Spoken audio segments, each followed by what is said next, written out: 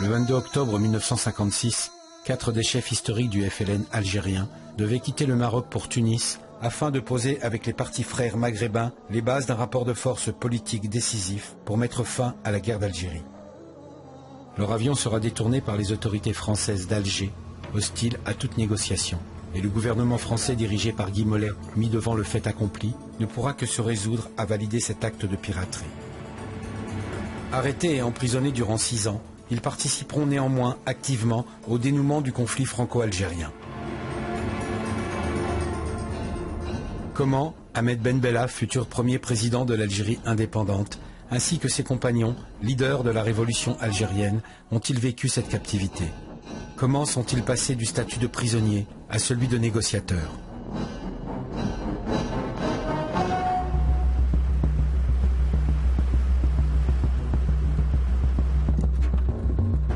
Qui étaient ces hommes?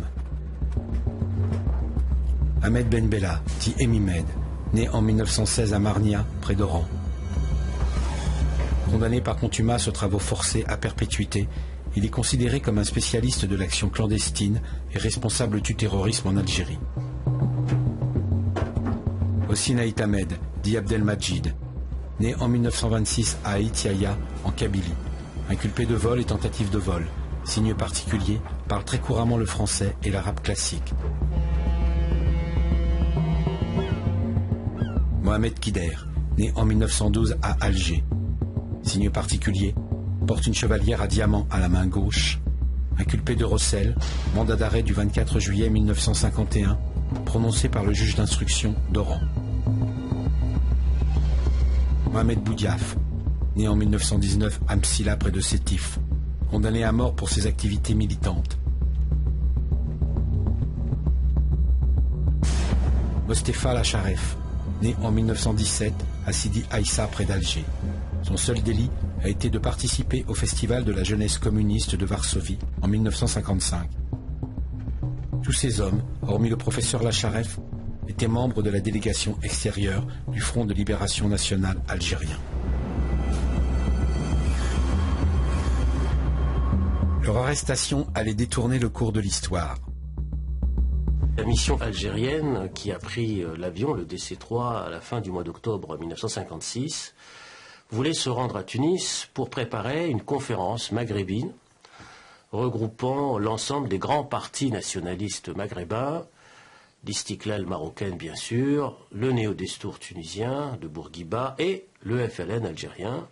Il y avait donc la volonté d'organiser une sorte de coordination entre ces grands mouvements nationalistes pour faire en sorte de, à la fois, renforcer la solidarité entre ces trois pays, construire l'unité maghrébine, mais aussi redéfinir les rapports avec la France. Personnellement, je n'étais pas au Caire. Je me trouvais à Tétouan, dans le nord du Maroc. Le nord du Maroc, à l'époque, venait à peine d'être libéré du protectorat espagnol. On avait entendu parler des 5 ou des 4 qui allaient venir, et nous étions un peu inquiets, en leur disant, mais comment se fait-il, vous êtes des clandestins, et vous venez comme ça, au vu et au su de tout le monde, la presse en parle, mais c'est dangereux. Et c'est là qu'ils nous ont dit, mais nous allons à Rabat pour voir le roi du Maroc, et avec lui, nous allons nous rendre à Tunis, où Bourguiba nous attend, pour faire une déclaration commune. Il faut savoir que les membres de cette délégation étaient venus peu de temps avant le 22 octobre 1956 au Maroc pour discuter avec le sultan du Maroc, Mohamed V, en relation avec Habib Bourguiba en Tunisie, et ils avaient comme projet de réaliser une organisation sur le plan maghrébin où l'Algérie existerait. Le sultan du Maroc voulait, dans cette conférence, jouer un grand rôle. Il voulait jouer un grand rôle parce qu'il était déjà en situation, non pas de compétition, le mot est un peu fort, mais quand même, il était en situation de ne pas laisser à Habib Bourguiba, le leader tunisien, le monopole ou l'hégémonie politique sur la conduite des affaires au Maghreb. Et donc, il avait reçu la délégation algérienne, et cette entrevue avait fortement déplu, bien sûr, à la France, fortement déplu à Guy Mollet, qui menaçait de suspendre son aide financière au Maroc si, disons, le sultan participait à cette conférence.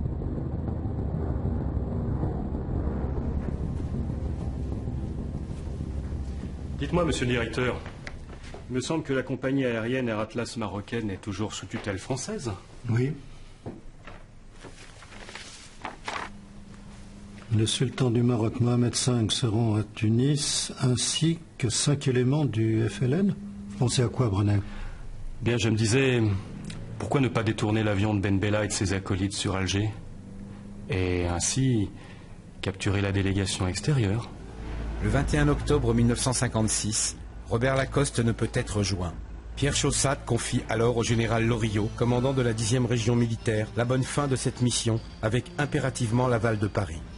Le général Loriot tente alors de joindre Maurice Bourgès-Monory, ministre de la Défense et des Forces armées. Mais ce dernier a quitté son domicile à l'aube pour se rendre à Londres.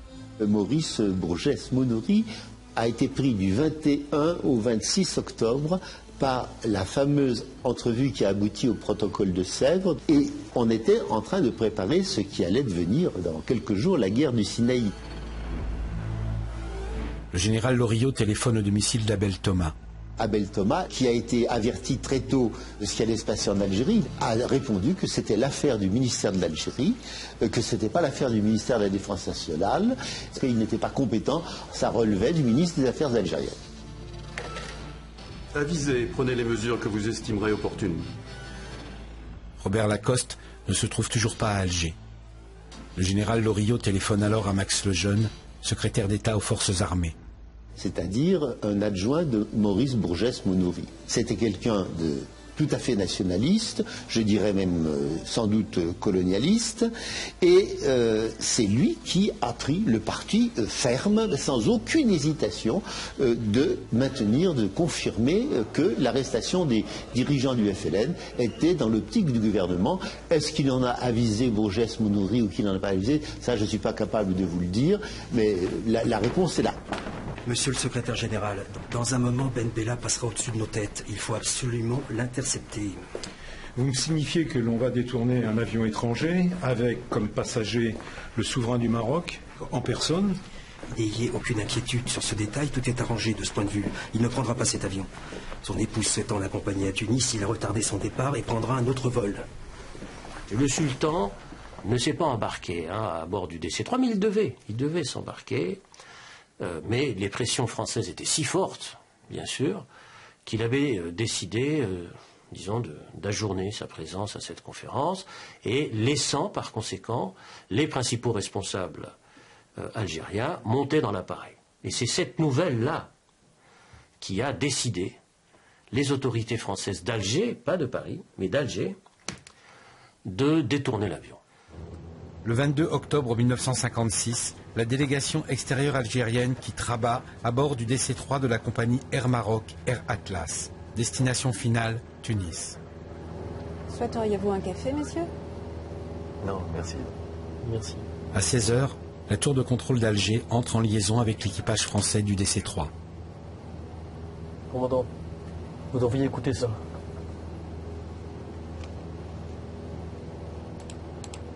Fox Bravo Victor, ici tour de contrôle d'Alger. Vous avez ordre de vous poser à Alger.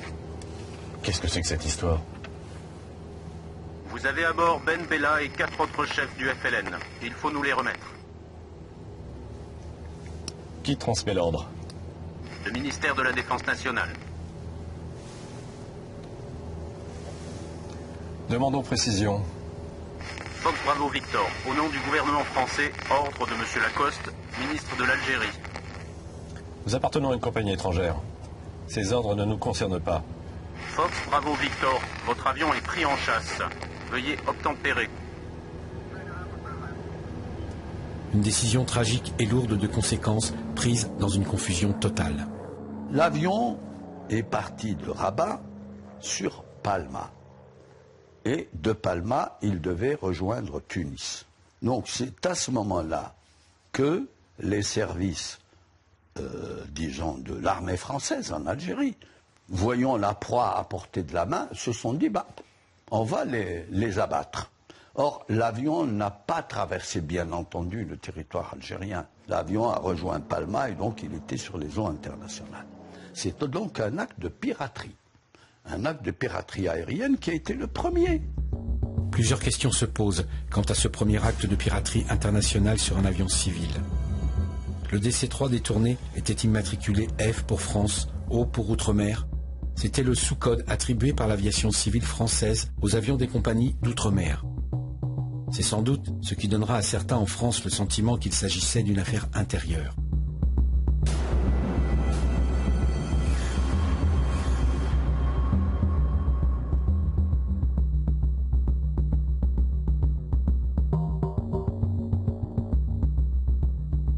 Le Maroc, évidemment, proteste contre l'arraisonnement de l'avion. Et on forme une commission internationale qu'on appelle la commission de l'avion pour étudier les conditions juridiques de cet arraisonnement et essayer de régler le contentieux franco-marocain que l'arraisonnement a ouvert. Donc en fait, le sort des 5 prisonniers qui ont été faits est une question internationale. Du fait que ces gens se déplaçaient dans le cadre d'un accord ou d'un préaccord ou de discussion. Il est évident que le gouvernement français, Guy Mollet, il faut l'appeler par son nom, était au courant. Il savait pourquoi les gens se déplaçaient. Ce que l'on ne comprend pas, c'est que comment un monsieur Guy Mollet, chef du gouvernement, n'a pas été capable de donner l'ordre pour dire attention, même si vous l'avez fait malgré moi, eh bien, arrêtez les frais ici, et puis ces gens-là doivent continuer leur voyage.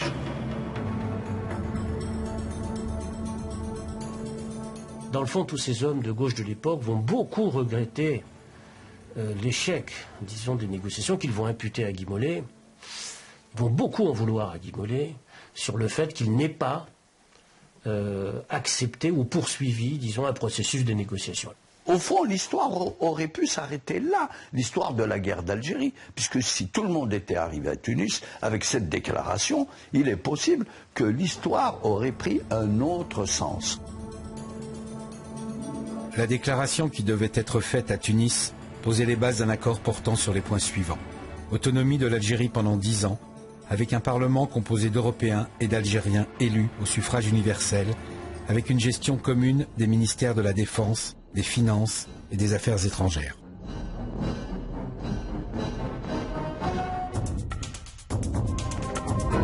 L'arrestation de la délégation des nationalistes algériens est précédée par une série d'événements qui permettent de mieux comprendre le contexte et la radicalisation des partisans de l'Algérie française en 1956.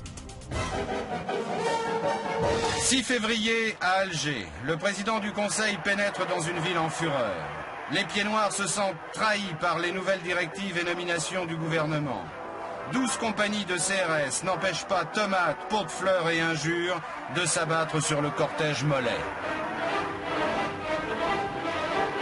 4 démissionne le soir même et Robert Lacoste est alors nommé à sa place au poste de ministre résident. Lorsque Guy Mollet arrive au pouvoir, il y a eu la journée des tomates en février 56, donc il a changé de position, il a été un ferme partisan de l'Algérie française, donc un partisan aussi de la manière forte, avec son ami Robert Lacoste. Ils ont fait voter les pouvoirs spéciaux, qui envoient le contingent en Algérie. Mais en même temps, ils savent et ils sentent qu'il faut quand même essayer de trouver une issue politique. Alors, très discrètement, très discrètement, pour ne pas dire secrètement, il décide de nouer des contacts avec des responsables du FLN. Ce qu'on ne sait pas beaucoup, mais ce qui est réel, c'est que d'un côté comme de l'autre, eh bien, on est parvenu quand même à une forme de compromis. C'est-à-dire que dans la mesure où la France, dès l'été 56, reconnaissait le FLN comme seul interlocuteur politique valable, comme on disait à cette époque-là, alors les Algériens étaient prêts à accepter de renoncer, disons plutôt, à cette sorte d'action armée, qui de l'époque était très importante quand même dans l'année 56, et donc était favorable à un cessez-le-feu. Si vraiment on était arrivé à un accord qui permettent l'arrêt des combats, je crois que même à l'intérieur, on l'aurait accepté. Parce que le plus dur est venu après. La guerre d'Algérie, qui a pris des aspects terribles, c'est après 1956, c'est après le 22 octobre 1956. Ben Bella et ses compagnons vont passer 6 années de captivité en France, d'abord à la prison de la Santé et à Fresnes, puis sur l'île d'Aix, au fort Liédo, et au château de Turcan, et enfin au château d'Aulnoy.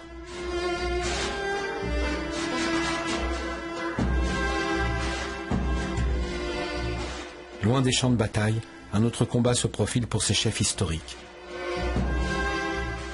Pour ces militants qui ont tout un parcours, enfin vraiment ancien, qui ont aussi un rôle historique dans le déclenchement de la Révolution, venir en France avec le statut de prisonnier, ça va être quelque chose d'assez difficile à admettre, parce qu'il va falloir composer avec leur détention et composer avec leur nouveau statut, qui est de chef historique, leader du FLN, mais leader détenu.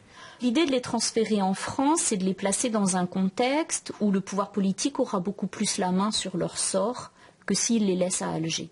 Lorsque les 5 arrivent à la Santé, ils posent tout de suite la question de leur régime politique. Au début, ils sont défendus par Pierre et René Stibbe. Très vite, Pierre et René Stibbe disent qu'il faut un régime politique en faveur de leurs clients. Alors évidemment, le gouvernement français dit mais absolument pas, c'est impossible. Sauf que de fait, ils obtiennent un certain nombre de facilités que n'ont pas les autres détenus. En juillet 1957, une grève des gardiens de prison sévit en France. Des escadrons de gendarmerie sont réquisitionnés pour remplacer le personnel manquant. Ce matin-là, les gardiens non grévistes quittent leur service, mais aucune relève ne se présente pour les remplacer. Je n'ai plus de gardiens. Les renforts doivent arriver normalement. Prenez les dispositions pour empêcher les prisonniers de sortir.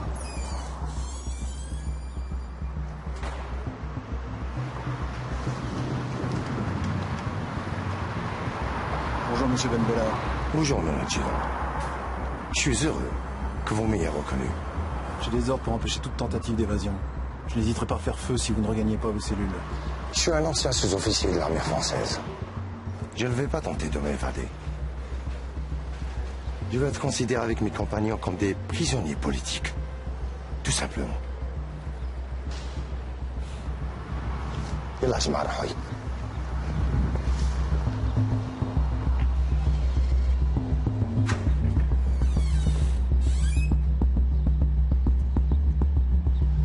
Leur présence en prison ne les a absolument pas neutralisés. On retrouve traces de communication entre notamment Ben Bella et des dirigeants de la Fédération de France du FLN. La Fédération FLN de France, qu'on appellera par la suite la 7e Wilaya, est une organisation du Front de Libération Nationale sur le sol français durant la guerre d'Algérie.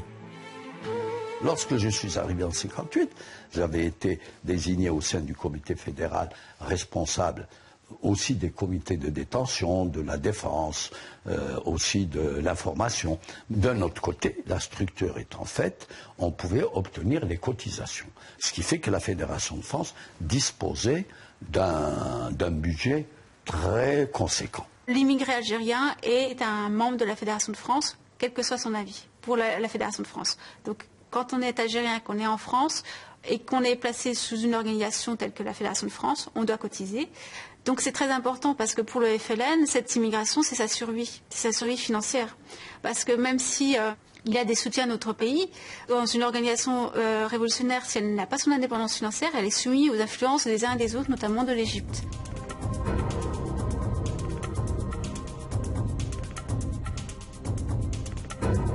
Si le premier objectif de la Fédération FLN de France était de contrôler l'immigration et de financer sa révolution, une autre de ses missions sera de porter la lutte armée sur le territoire français.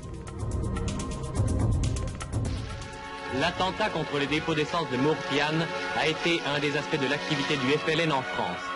Dans le même temps, les obsèques des 4 gardiens de la paix parisiens victimes du terrorisme algérien ont été célébrées dans la cour de la préfecture de police. À la suite des premières mesures prises par le gouvernement pour prévoir et supprimer les attentats, 3000 Algériens de la région parisienne étaient arrêtés et maintenus au vélodrome d'hiver jusqu'au terme du contrôle de leurs activités. Depuis quelque temps, la Fédération de France a reçu l'ordre de déclencher le terrorisme dans ce pays. Bien que cette décision était fort discutée dans le passé.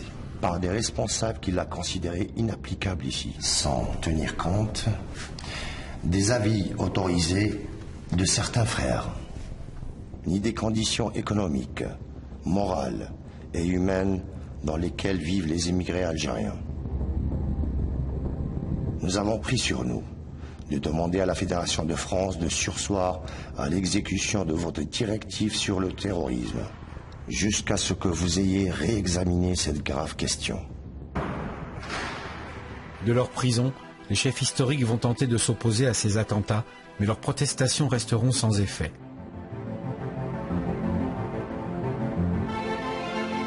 Le 29 mai 1958, la 4e République se retrouve une nouvelle fois dans l'impasse.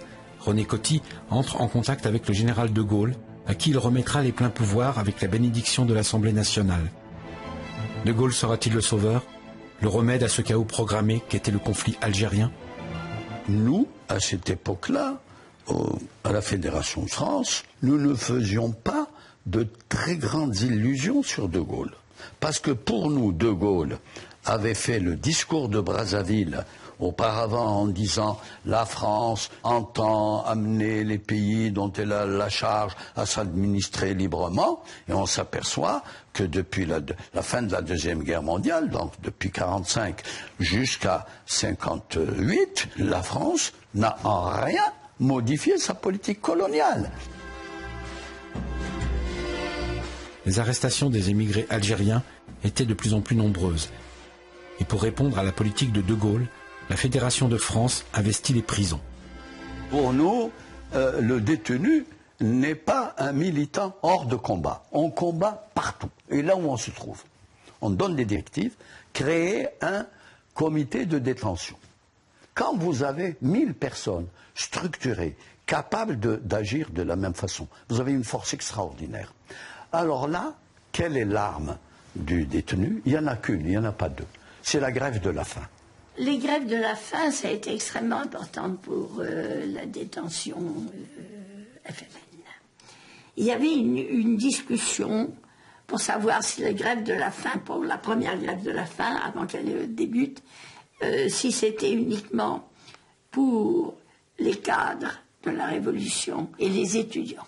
La question a été posée aux 5 chefs historiques qui ont dit il faut que cette grève de la faim ait lieu dans toutes les prisons en même temps, que ce soit une grève de la faim illimitée, et pour obtenir un régime politique pour tous.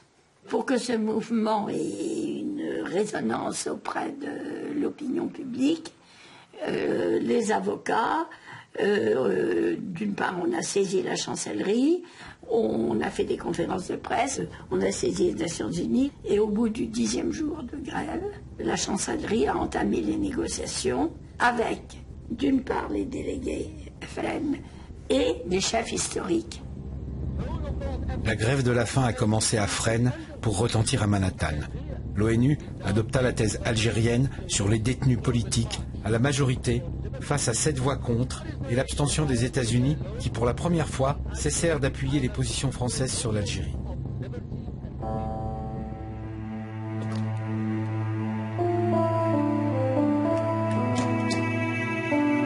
On nous demanda de préparer nos bagages sans aucune information sur notre destination.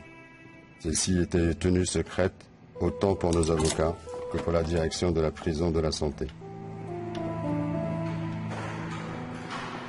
Après un vol de nuit vers Quimper, nous embarquons sur un escorteur, le Chamois.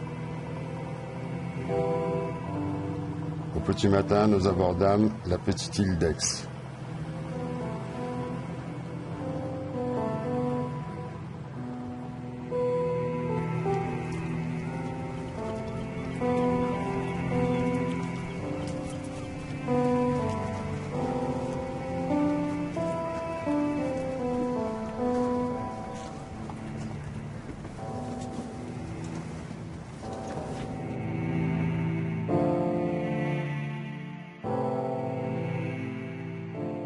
Quand ils sont arrivés, ils ont d'abord une section de CRS qui sont venus. Ils ont fait rentrer tout le monde dans les maisons pour laisser passer Ben Bella en voiture jusqu'au fort. On l'a su le jour de leur arrivée, ou peut-être la veille, mais on ne savait pas. On n'était pas au courant. On savait qu'il y avait des prisonniers qui allaient venir. Mais parce qui? qu'ils avaient refait le fort Liedo entièrement. C'était tout capitonné partout. Or qu'avant, c'était de la pierre nue. Il fallait un minimum de confort, il fallait aménager des toilettes, il fallait aménager aussi un poste de garde, revoir les cuisines, revoir les sanitaires, monter tous ces rangées de barbelés, Alors il y avait les gardes mobiles qui faisaient le tour de l'île par les petits sentiers, pour voir s'il y avait quelqu'un qui accostait, et puis les vedettes qui faisaient le trajet constamment. Ils n'avaient pas pensé que dans l'Atlantique, il y a des marées. Alors ils avaient installé leur ligne de barbelés d'une plage à l'autre, d'une plage à l'autre, et quand l'eau était basse, il n'y avait plus de barbelés. Donc on passait, la ligne de barbelés s'arrêtait là, à marée haute. Et quand l'eau était basse, on passait là. On passait à côté. Il y avait 120, 130 gardes mobiles, les gardiens de prison, le service de santé, grosso modo, ça faisait pas loin de 200 personnes. Beaucoup de gens étaient mariés, d'où deuxième classe, 2 instituts et non pas une seule, et ces gens-là consommaient. 30 ans après, est venu sur l'île d'Aix Aïd Ahmed.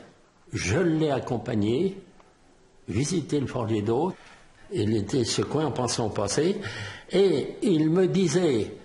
Quand je voyais le soleil se lever, ça me rappelait Alger.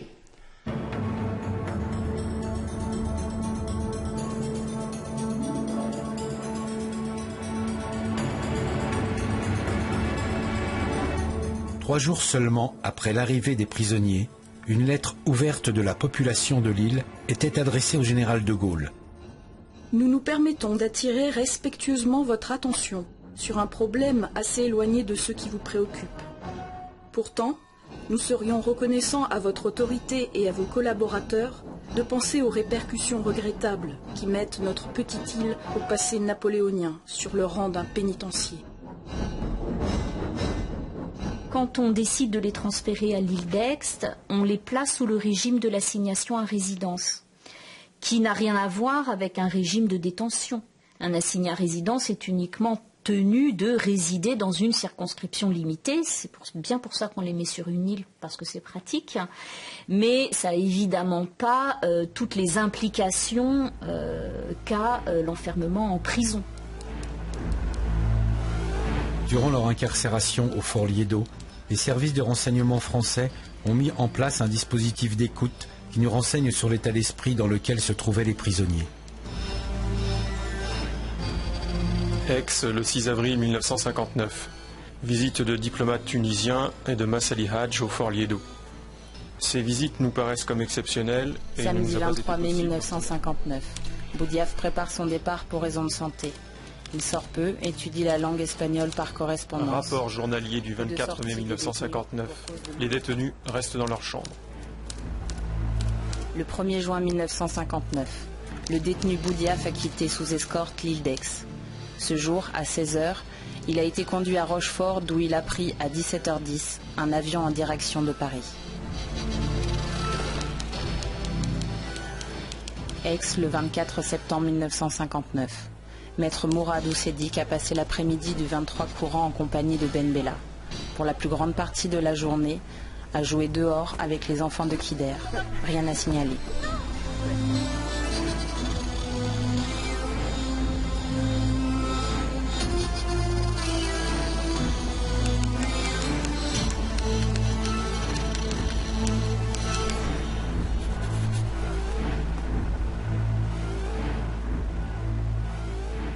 Durant ces années de détention, de nombreux avocats prirent le bac pour l'île d'Aix. Tous avaient un point commun. Ils faisaient partie d'un collectif. Le comité fédéral a pris une mesure. Mobilisation de tous les avocats algériens. Vous êtes mobilisés. D'autres sont au maquis, risquent leur vie. Vous, vous allez combattre sous la robe. Pas avec les armes, mais vous allez exprimer ce que le militant illettré ne peut pas exprimer devant cette tribune magnifique qu'est le prétoire. L'idée de la Fédération de France du FLN en créant un collectif, c'est d'avoir des avocats qui vont suivre ces instructions et qui vont se mettre au service de la Fédération de France du FLN. Je suis devenu avocat en 1956. J'avais 22 ans, j'avais étudié le droit, bien sûr, et j'avais fait Sciences Po, et j'avais fait partie de comités antifascistes. Un jour, où j'allais plaider une affaire de droit commun, j'ai vu une affaire qui était l'affaire de Mustapha Amor, un étudiant algérien que je ne connaissais pas et qui a expliqué tous les problèmes des Algériens, qui a expliqué aussi la torture que subissaient les Algériens dans les prisons à Paris.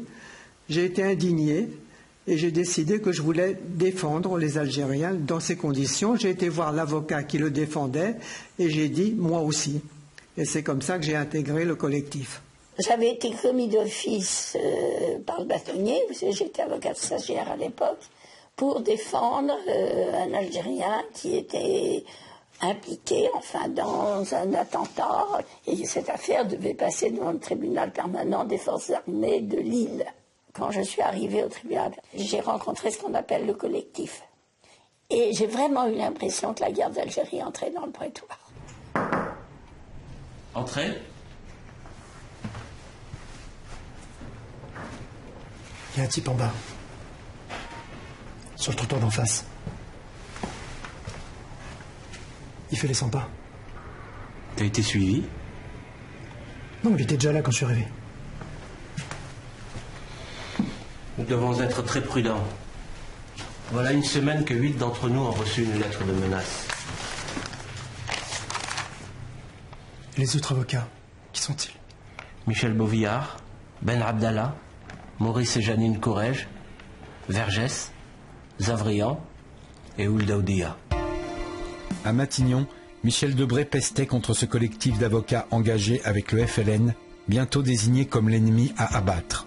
Le bruit courait que des armes étaient introduites par certains avocats dans les prisons, quand d'autres recueillaient les instructions auprès des chefs emprisonnés sur l'île d'Aix.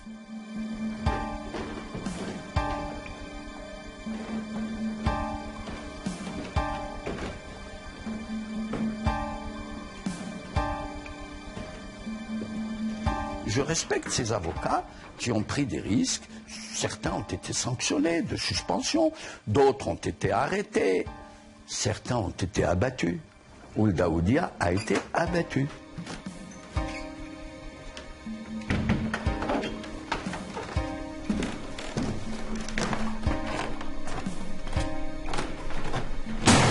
Abattu par ce qu'on a appelé la main rouge à l'époque, mais qui n'était que l'habillage extérieur des services secrets du SDES, quoi.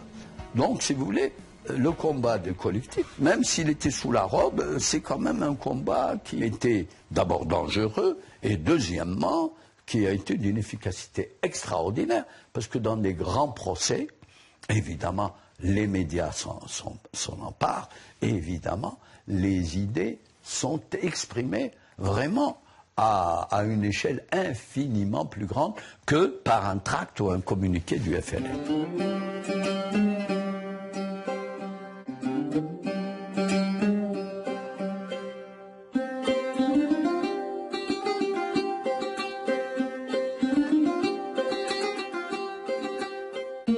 Au moment où la guerre d'indépendance commence, il y a des avocats qui ont l'habitude de plaider dans des procès politiques.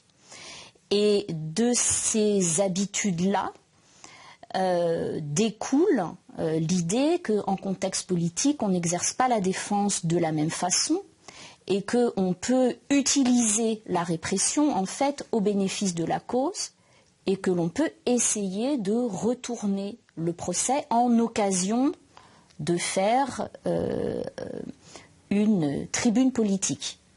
Dans certaines affaires du FLN, qui étaient jugées par les tribunaux militaires, il était absolument évident que la peine de mort serait prononcée et qu'il n'y avait rien à faire.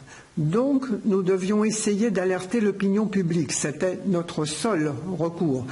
C'est ça la défense de rupture. À ce moment-là, au lieu de demander l'indulgence, au contraire, on insiste sur le fait qu'ils sont coupables, mais qu'ils pensent qu'ils ont bien fait et que peu importe quelle sera la sentence et peu importe ce que les juges militaires en pensent.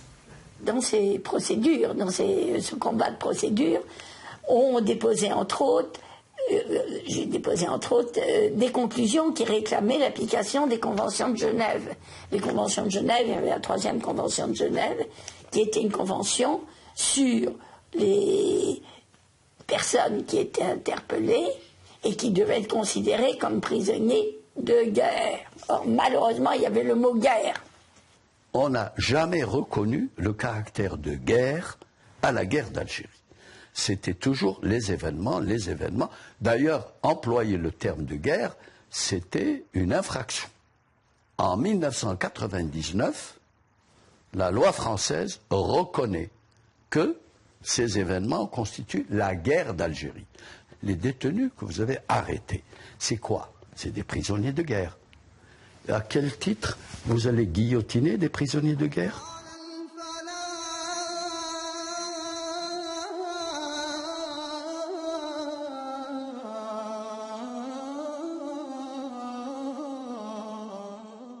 J'ai eu environ 9 clients qui ont été condamnés à mort.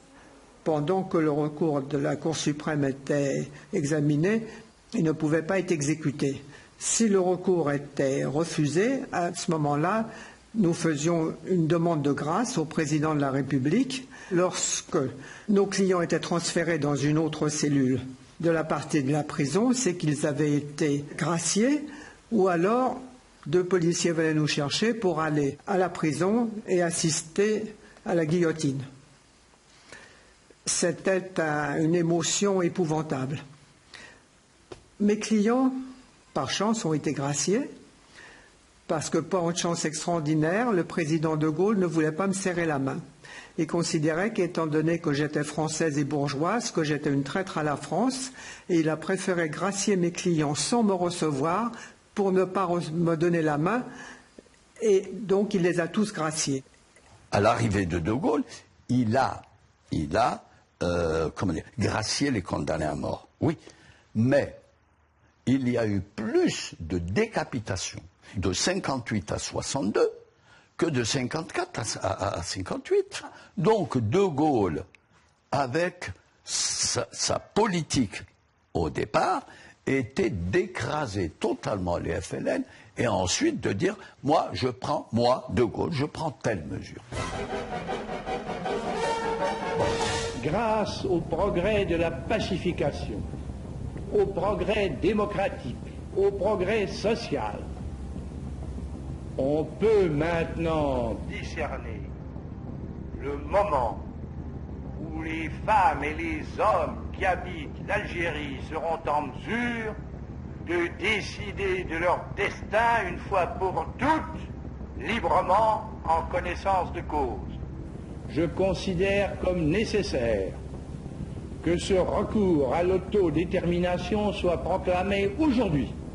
Lorsque le général de Gaulle arrive au pouvoir en mai 58, il a une position quand même très arrêtée, à mon avis, sur l'Algérie, c'est que le statu quo doit être brisé. C'est-à-dire l'intégration de l'Algérie à la France est impossible. Tous les témoignages le disent, ils pensent qu'il faut sortir de cette situation qui est celle d'une Algérie française classiquement intégrée à la métropole. Il faut réfléchir à d'autres solutions pour l'Algérie. Et comme on le sait, il prononcera un discours très célèbre le 16 septembre 1959 qui ouvre la possibilité de 3 options. Intégration qu'il refuse, sécession qu'il refuse, association qu'il propose. Bon. Mais, ce faisant, il propose ce qu'on appelle l'autodétermination. Nous avons commencé à croire qu'on pourrait terminer la guerre après son discours de septembre 59, lorsqu'il a parlé d'autodétermination. Encore que, il fallait qu'on aille à cette autodétermination par des élections normales et non pas des élections truquées. Je vous attendais à Paris. Je suis toujours là. Pas pour longtemps. L'été prochain, les touristes pourront venir normalement à l'île d'Aix. Le bruit a couru que le général de Gaulle vous a fait part de sa déclaration avant de la communiquer. Non, pas du tout. Pourtant, j'ai entendu dire que Gaston Gosselin est venu sur l'île d'Aix avant le 16 septembre et aurait évoqué avec vous le terme d'autodétermination. Mais on n'a pas parlé de cela. À Tunis, on raconte partout que vous avez donné votre accord à l'autodétermination. J'ai mis les choses au point dès le début. Donc ce qu'on raconte sur votre acceptation est impossible. Non, c'est impossible.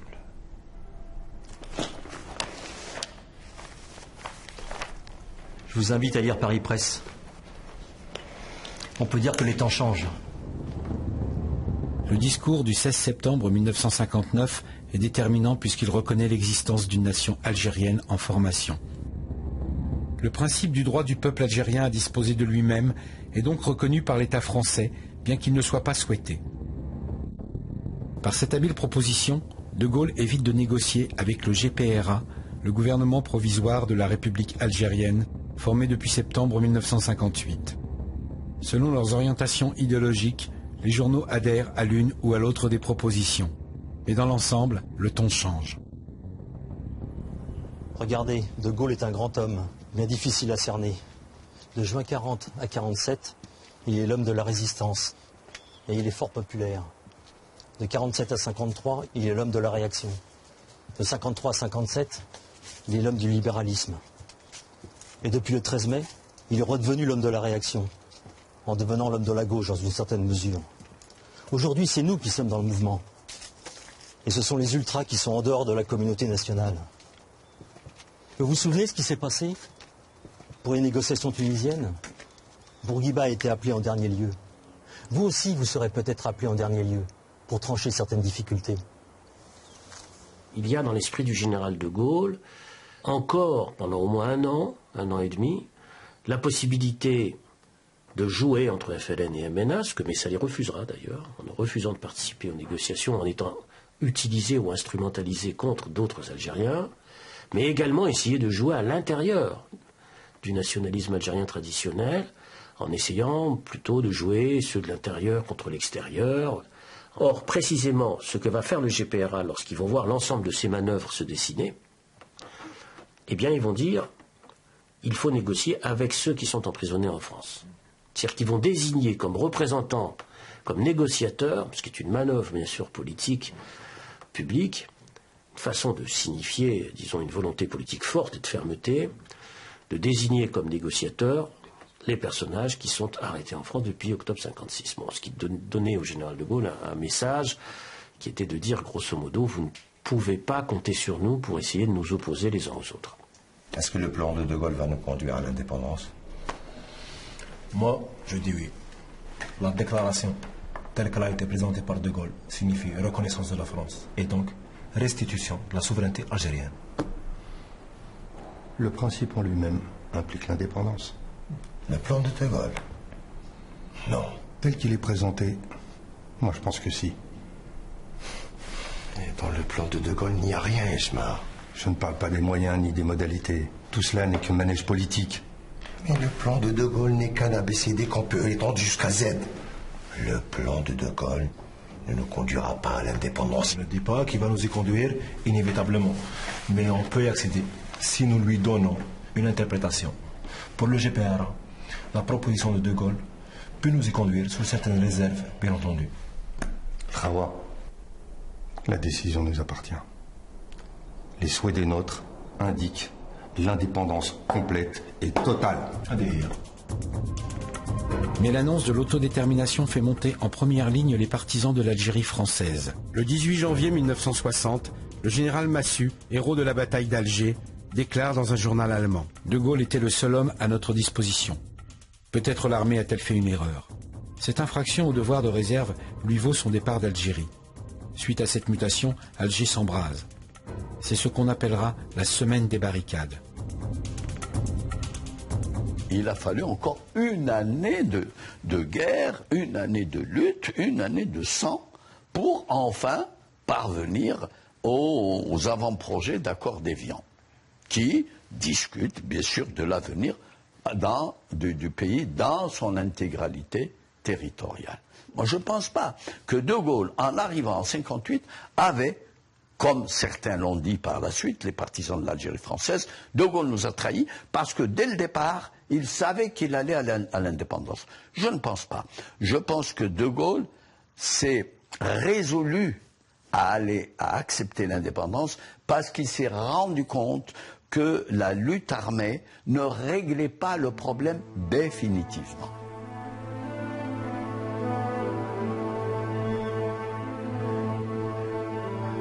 Loin de ce tumulte, dans l'ombre d'une guerre, les chefs historiques semblent avoir échappé à bien des représailles, aussi bien du côté français que du côté algérien. En 1961, ils quitteront la forteresse du Fort Liedo pour un lieu de détention plus approprié.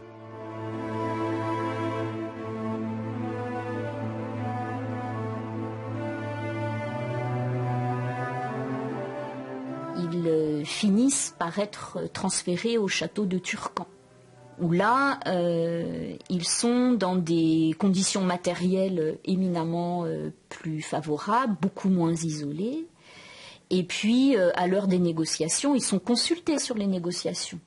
J'ai commencé à leur rendre visite à ce moment-là, puisque j'étais l'avocat de Boudiaf, de l'Ashraf et de Ben Bella.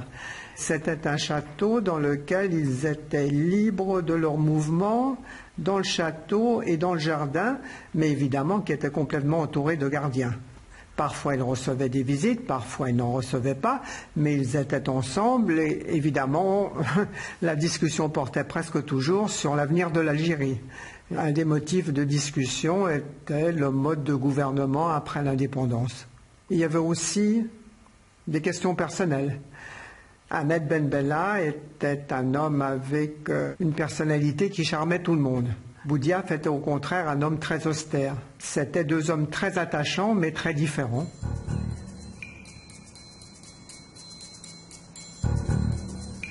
Le prisonnier n'a qu'une idée en tête, c'est de s'évader. Il s'intéresse plus à son évasion qu'à sa situation matérielle en prison. Il y a eu un plan qui était vraiment pas mal. C'était au château de Turcan. Il y avait beaucoup de champignonnières dans la région qui arrivaient proche des fondations du château. On a avisé donc les 4 en leur disant « Tenez-vous prêts, il y a quelque chose en perspective ». On a placé tout autour de la région des groupes de choc armés pour pouvoir protéger leur départ. Puis comme par hasard, la veille du jour J, les gendarmes et les gardes mobiles rentrent dans le château au rez-de-chaussée. Ah, qu'est-ce qui s'est passé? Bon, on suppose que Ben Bella ait téléphoné à Habitat 2 ou 3 jours avant pour lui dire « Débrouille-toi, mais il faut venir. Tu as le droit d'être ici, après tout, ta place est parmi nous, c'est très important. » Ah, je pense que cette communication téléphonique a dû être interceptée et que les services de garde ont dû faire en sorte que la garde soit beaucoup plus rapprochée. Ce coup de fil de Ben Bella était-il innocent? Quelle aurait été la suite de ce conflit si l'évasion des chefs historiques du château de Turcan avait eu lieu alors que les deux parties se préparaient à sceller les accords d'Évian? Le 13 novembre 1961, les chefs historiques sont transférés au château d'Aulnoy, près de Paris. Le gouvernement français n'a pas officiellement consulté les détenus d'Aulnoy. Les détenus d'Aulnoy ont été consultés par le GPRA d'une façon clandestine. J'y ai participé puisque Omar de la Fédération de France m'a demandé de venir en Belgique et de rapporter aux détenus une enveloppe dans laquelle il y avait tout le plan qu'ils avaient. Les chefs historiques encore détenus vont approuver le plan de paix. Les accords d'Évian signés le 18 mars 1962 mettront fin à la guerre d'Algérie. Pour la dernière fois, les hélicoptères des négociateurs FLN survolèrent le Léman pour regagner Genève, où les délégués algériens réunirent une conférence de presse pour annoncer que l'accord était fait sur le cessez-le-feu en Algérie. Libérés dans la nuit, Ben Bella et ses compagnons allaient à leur tour gagner Genève avant Rabat.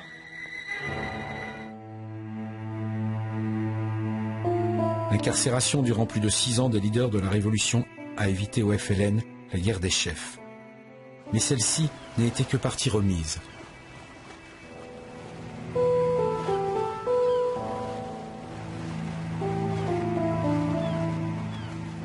Ahmed Ben Bella sera le premier président de l'Algérie. Il sera renversé par le coup d'État de Ouari Boumedienne le 19 juin 1965. Emprisonné puis assigné à résidence jusqu'en octobre 1980, il meurt à Alger le 11 janvier 2012.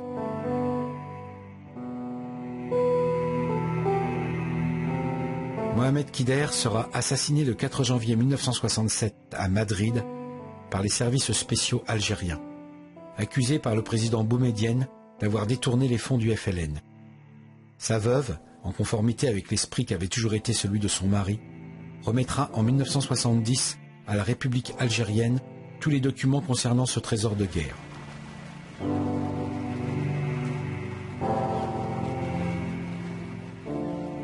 Mostefa Lacharef mènera une longue carrière politique et diplomatique. Il meurt le 13 janvier 2007 à Alger suite à un accident vasculaire cérébral. Mohamed Boudiaf, en désaccord avec Ben Bella dès l'indépendance, il quitte l'Algérie pour la France, puis le Maroc.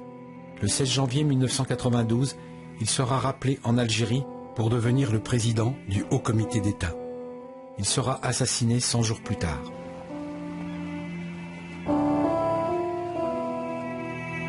Aussi Naït Ahmed démissionne du gouvernement provisoire de la République algérienne.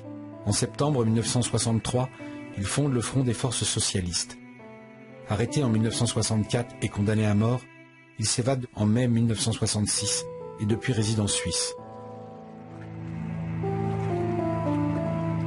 Les forteresses ne sont que le reflet de nos propres peurs. Chacun d'entre nous érige des murs, les plus hauts, les plus épais, persuadé que l'ennemi est forcément l'autre. C'est toujours l'oppresseur et non l'opprimé qui détermine la forme de lutte. Comme le dit Nelson Mandela, si l'oppresseur utilise la violence, l'opprimé n'aura pas d'autre choix que de répondre par la violence. Pour faire la paix avec un ennemi, on doit travailler avec cet ennemi. Et cet ennemi devient votre associé.